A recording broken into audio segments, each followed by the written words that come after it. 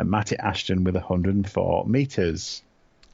Alan Walker said, this fixture is always the same. Lots of huff and puff and very little nous. Finally, everybody realised that Busquets is better than everyone else, and we win. Back to the beach tomorrow, then fish are calling. Coming up, Rosa says, watch the football. It's getting boring seeing Warrington get battered every week. Lee Whitnell said, I'm not angry, just disappointed, but also a bit angry. Nerd. Mark W says, incredible, the full narrative we've come to expect from your average Warrington season, but condensed into 80 minutes. Rich Owen said, same old problems, no go forward from the pack, plenty of effort, but any sign of adversity and we capitulate. We lost that second half 34-2, absolutely shocking. Even our attack was well off today. Big problems at the club at the moment. And White Pie says, it seems George isn't up to the challenge. And EFC78JU said, we really are not the same since Price and Smith had left Warrington. It's mostly going to be Fitzpatrick recommended dreadful players that are not fit to wear the primrose and blue shirt. Catalan's got the better out of us by being on top and winning the game in the end. Never mind winning the league. We need to survive in the league now, as we are a relegation contender after the Saints game. I think that's a stretch. I wouldn't worry about relegation, EFC. But do you know what? Credit to the Warrington fans. That doesn't go to their coach. None of them are blaming the referee. Yeah. Well... Whereas the coach said... Go on. Let's get this out of the system first.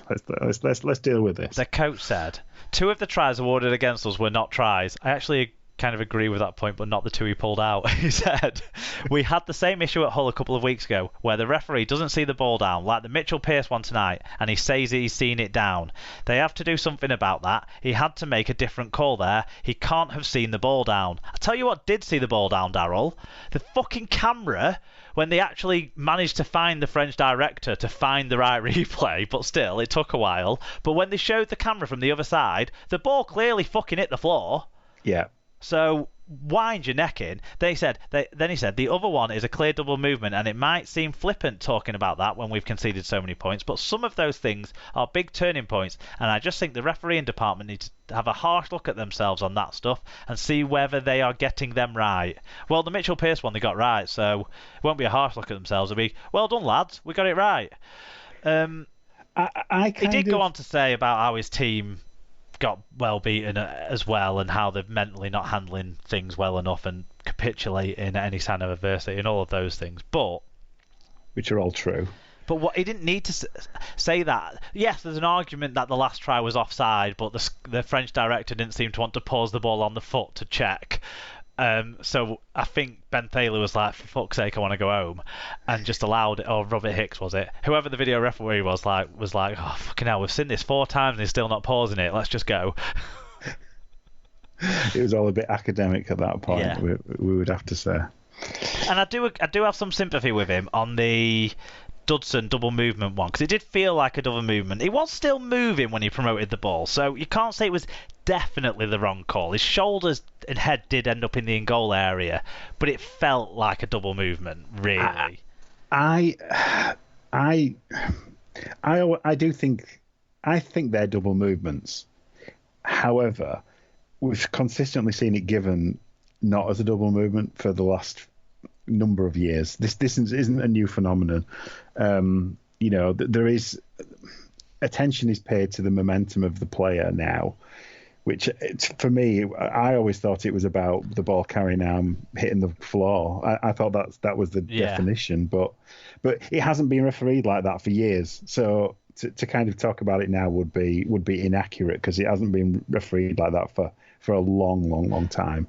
And when that Gil Dudson try was given, it was already 22-8, because the perfectly legitimate Mitchell Pearce try took it to 14-8 with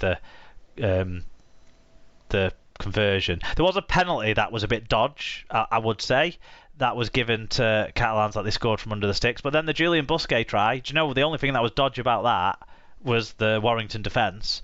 And so it was 22-8 then, and that's at 70 minutes. So it was 22-8 on 70 minutes, and it finished at 40 points to 8. So that last 10 minutes, they conceded another 3 tries. Yes, question marks over some of them, but the biggest question marks were the fucking gaping holes that Sam Cassiano was allowed to charge through.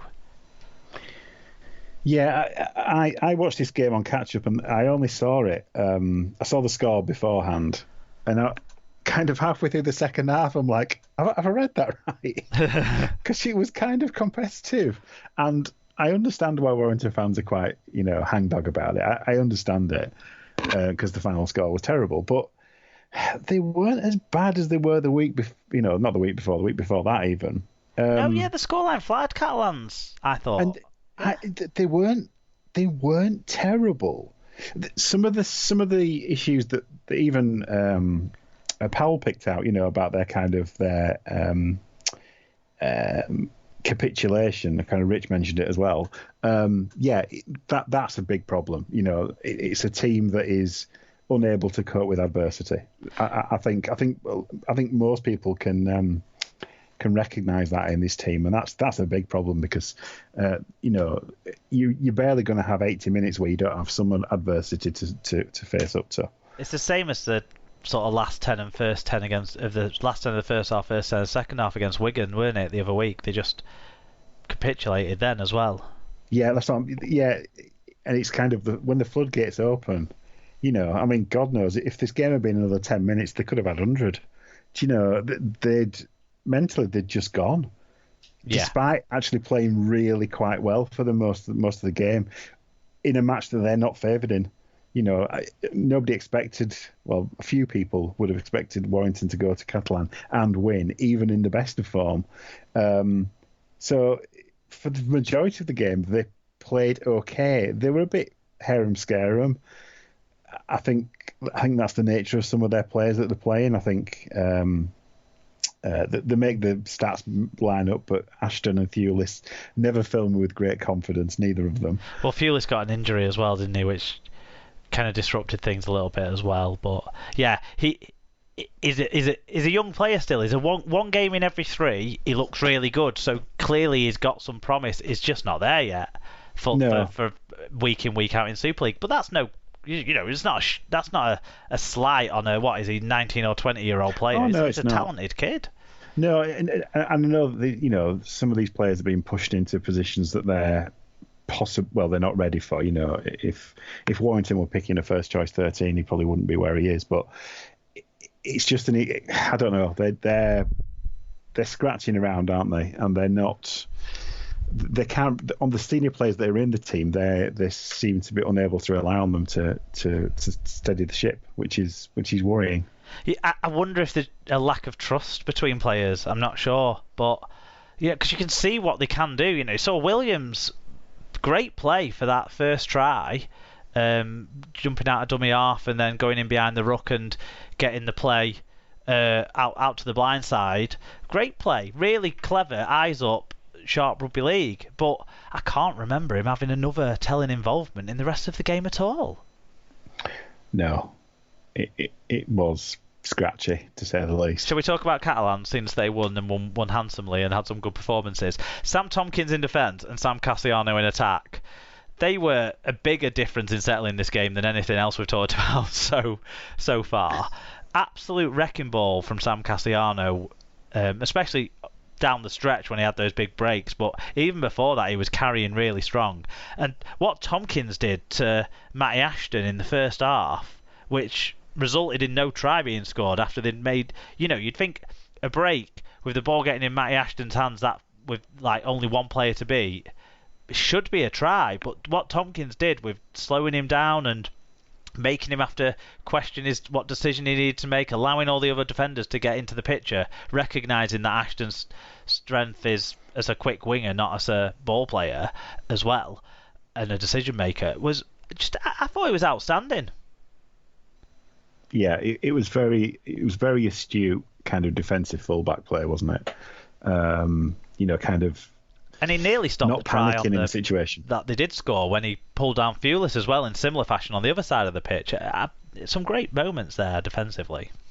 The other player I'd mention is who mentions him? Alan Walker talks about Julian Bousquet. What I mean, obviously Cassiano kind of attracts the headlines, but Bousquet's such a player. Yeah. What a player this guy is. Second best prop in Super League? Um,